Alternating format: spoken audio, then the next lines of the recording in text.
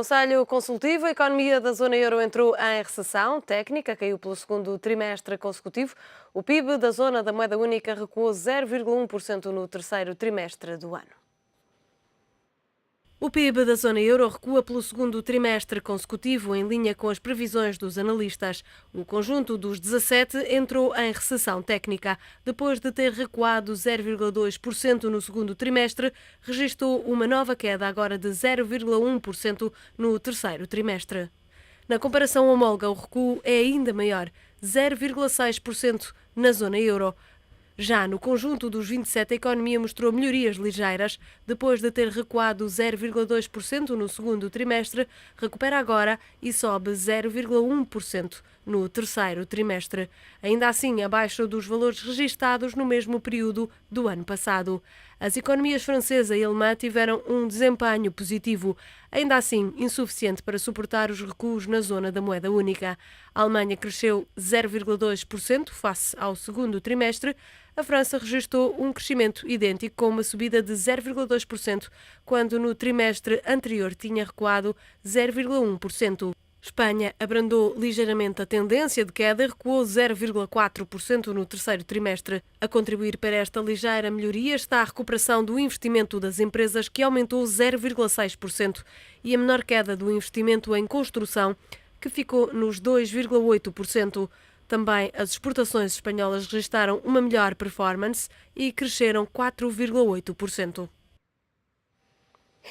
Para comentar os temas de hoje, contamos com a presença habitual de Mário Caldeira Dias, Rogério Fernandes Ferreira e Paulo Pinto. Aos três, muito obrigada pela presença aqui neste Conselho Consultivo. Mário Caldeira Dias, começo por si.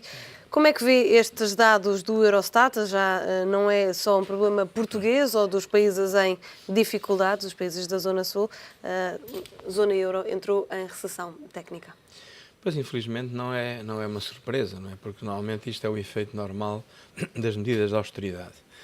E como hoje o comércio internacional tem uma grande importância na próprio dinamismo das economias nacionais, também julgo que agora a própria Merkel já denotou isso quando esteve aqui em Portugal, que de facto as importações de uns são as exportações dos outros. Portanto, o comércio internacional é um jogo de soma nula. E neste caso, as austeridades nacionais tendem depois a ter, para além dos tais multiplicadores que falamos sempre a nível nacional, há depois um efeito de propagação a nível internacional. E esse efeito de propagação da Europa vai-se mais tarde ou mais cedo refletir, como já se está a refletir no abrandamento do crescimento chinês, nas próprias dificuldades económicas dos Estados Unidos. Portanto, o problema da Europa, para além dos seus problemas internos, tem também uma responsabilidade, na medida em que é um parceiro primeira linha no comércio internacional. Aquilo que acontecer na Europa vai ter reflexos na economia mundial e no crescimento mundial e, portanto, no dinamismo das próprias economias.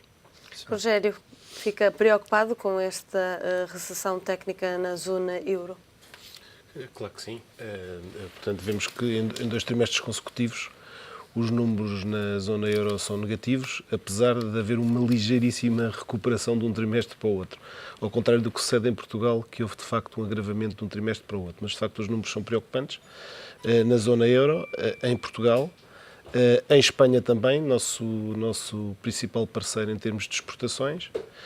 Em Itália vimos que, apesar de tudo, apesar dos números serem negativos, ficaram além das expectativas, digamos, com expectativas positivas, e o que é certo é que verificamos também a França e a Alemanha não são de facto e não conseguem estar a ser o motor da economia europeia.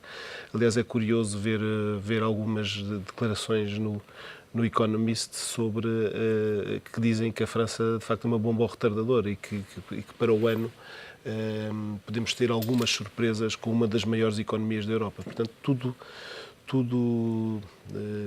dados que nos preocupam, como é evidente. Paulo Pinto, nem a Alemanha nem a França, com os crescimentos ligeiros que registaram neste terceiro trimestre, conseguiram evitar esta recessão técnica da zona euro. Já era expectável que assim fosse? Eu creio que sim, que, enfim, evidentemente que era expectável, mas pessoalmente eu não dou muita relevância a estas questões técnicas pelo facto de serem técnicas. Enfim, nós estamos, na realidade, em recessão desde 2003, desde 2007, e se calhar estaremos até em depressão, que não exatamente em recessão.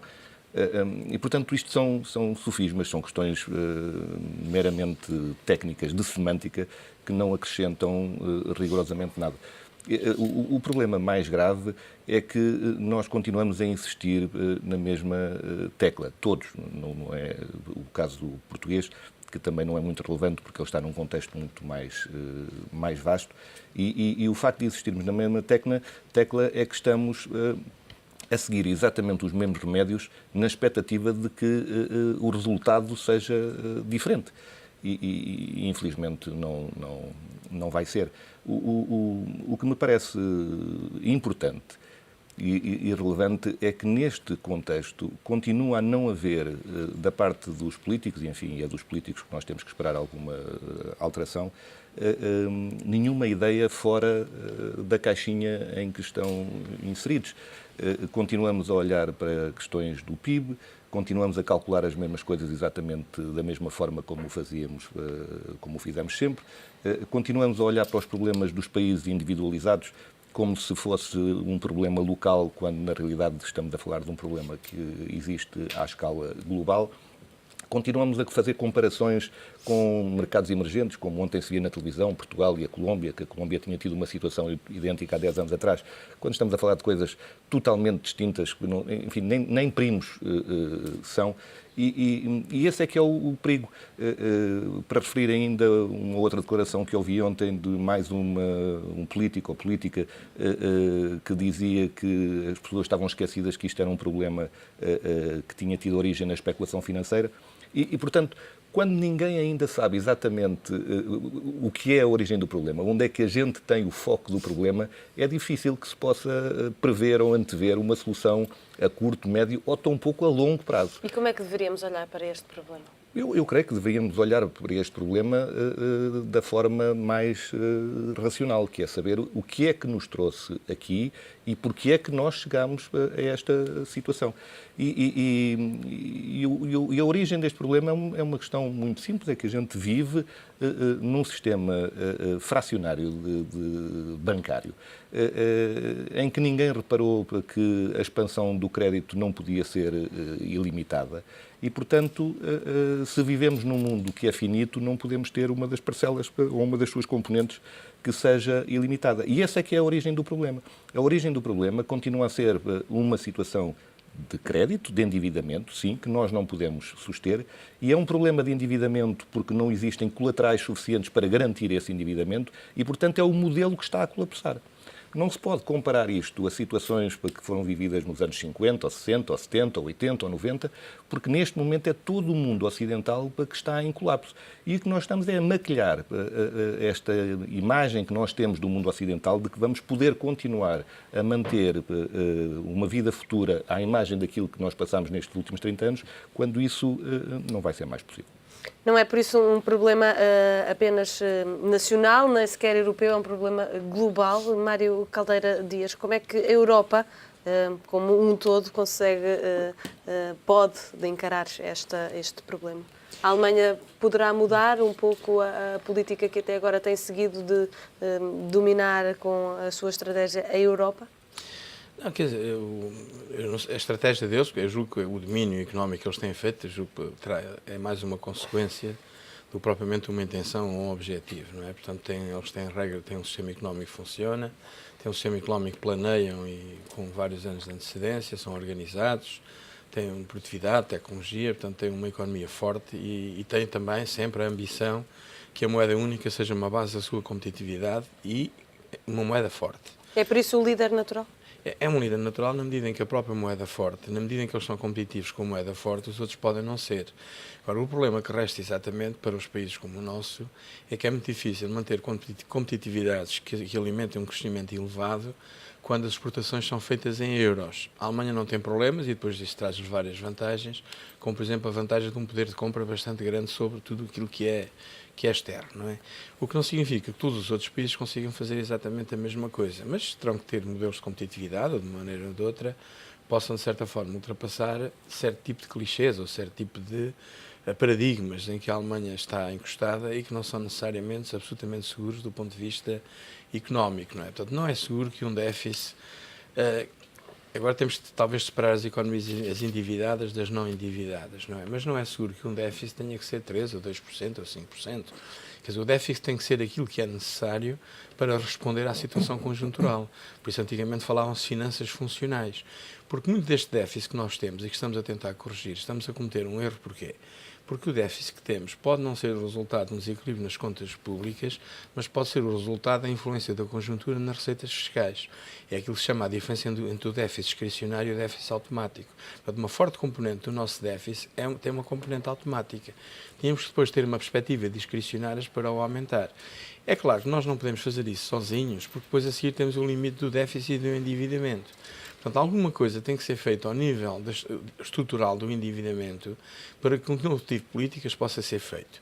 E alguma coisa tem que ser feita ao nível das mentalidades para perceber que a solidez económica pode não resultar apenas da austeridade, pode resultar também do crescimento económico. Mas para crescer economicamente é preciso que alguma das variáveis que o componham cresça. Ou o consumo privado, ou os gastos públicos, ou o investimento público ou investimento privado, ou o investimento direto estrangeiro, ou então a diferença entre as exportações e as importações, que se costuma chamar as exportações líquidas. Portanto, só a capacidade ou a possibilidade de crescer em algumas destas componentes pode retomar o crescimento económico, porque depois, a seguir, o crescimento económico transforma um ciclo vicioso num ciclo virtuoso, porque então as receitas fiscais aumentam, os déficits diminuem e, nesse caso, ao diminuir o déficit automático, os países estão em muito melhores condições para recuperar a economia. Agora, o que é certo é que nós estamos a ser vítimas e não nos podemos queixar de ninguém do nosso comportamento passado. Portanto, chegamos a este nível de endividamento porque o quisemos. E quando olhamos para os credores, e muita gente, e julgo que alguns partidos da oposição querem rasgar o memorando, esquece-se que o poder e a margem de negociação de um devedor em relação ao credor é muito reduzida ou muito limitada, como alguns de nós ou algumas pessoas já experimentaram, por exemplo, junto da banca, como estávamos há pouco a falar, quer dizer, portanto, não há possibilidade nenhuma. Mas o caminho poderia ser invertido se não tivéssemos em Portugal, neste momento, esta meta rígida de termos de baixar o déficit para os 3% numa data mais elevada? Não tanto, porque por lá, as soluções para o nosso problema são sempre exteriores a nós próprios, não é?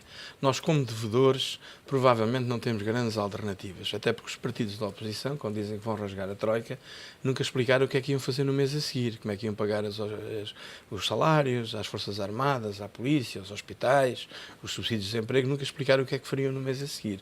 E, portanto, nós não temos grandes alternativas porque a solução é sempre exterior.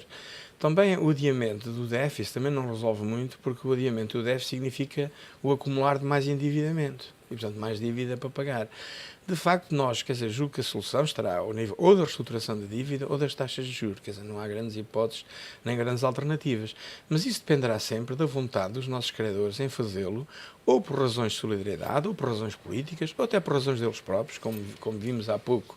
A recessão que eles estão a ter é também a consequência da política que seguiram em relação à Europa, porque os superávites alemães eram os nossos déficits, não é? Portanto, não significa que isto tenha que continuar assim, mas não estou a ver a grande solução que não seja ou a reconversão da dívida ou a baixa das taxas de juros. O que pode ser feito, se a nossa situação puder ser ligada mais dia ou menos dia, por exemplo, à compra ilimitada de dívida por parte do Banco Central. Mas ou com essa origem, ou com a origem nos credores, de facto tem que haver uma diminuição do serviço de dívida, não é? Porque essa diminuição do serviço de dívida já é agora cerca de 8 mil milhões, 7 a 8 mil milhões de euros, portanto, dito de outro modo, se não fosse o serviço da dívida, nós tínhamos um orçamento praticamente equilibrado, não é? E por essa razão julgo que não há muitas alternativas e essas alternativas dependem da relação com os credores e não de outra coisa qualquer. Rogério, esta semana ouvimos o Banco de Portugal alertar para os riscos de incumprimento novamente do déficit, dizer que muito provavelmente os 5% não seriam cumpridos, isto porque o déficit até setembro, os dados ainda não são oficiais, terá ficado perto dos 9%. Ontem ouvimos o Ministro das Finanças, Vítor Gaspar, garantir que estes 5% vão ser cumpridos. A que custo? Bom, alguma imprevisibilidade, eu diria, mais provavelmente para o orçamento do ano que vem do que até ao final deste ano, por razões de tempo. Eu estou convencido que, com medidas extraordinárias, se tentará, obviamente, e o Governo o fará, de chegar ao déficit com que se comprometeu perante a Troika até ao final do ano. Estou bastante mais preocupado com o orçamento do ano que vem, um pouco por antecipação, porque os números que o Banco de Portugal também já avançou apontam por alguma distância daquelas que são as previsões do Governo. E se assim for, vamos ter aí, de facto, um problema. E o problema vai, mais uma vez, do meu ponto de vista, tal como este ano, surgir do lado das receitas fiscais. E, portanto, há aqui que ter uma muito especial atenção ao nível do combate à fraude e à evasão fiscal para o ano que vem. Quer dizer, o fisco vai ter que ser ainda mais atuante do que do que tem sido até aqui. Mais do que isso, vai ter que ter uma grande preocupação com os contribuintes que estão fora do sistema e não tanto com os que estão dentro, porque esses já vão sofrer um controle apertado e uma fiscalidade mais agravada. Portanto, quando me diz estamos perante uma grande imprevisibilidade, mais para o ano até do que este ano, embora as previsões das receitas são, de facto, aquelas que são mais difíceis neste momento de fazer e mais difíceis de controlar. Porque há diversos fatores que podem fazer com que essas previsões não sejam cumpridas. O crescimento económico e não há aqui uma varinha mágica que possa resolver, de facto, este problema de um dia para o outro, tanto mais como aqui se viu que muitas das soluções passam por terem origem externa e que não são dominadas diretamente por nós, que estamos sujeitos, digamos, a critérios apertados a que nos autovinculamos perante a Troika. Portanto, dificilmente a solução virá das medidas que venham a ser tomadas unilateralmente pelo Governo português. Paulo Pinto, a solução neste momento, a solução de emergência pode ser a que Bruxelas estuda agora, de poder alargar as metas do déficit? Eu gostaria de recordar, porque provavelmente já toda a gente se esqueceu, que esta questão dos 3% do déficit que foi criada em Maastricht foi numa altura em que o crescimento da Europa, ou de uma maioria dos países da Europa, se dava a taxas de 2%, 2,5%.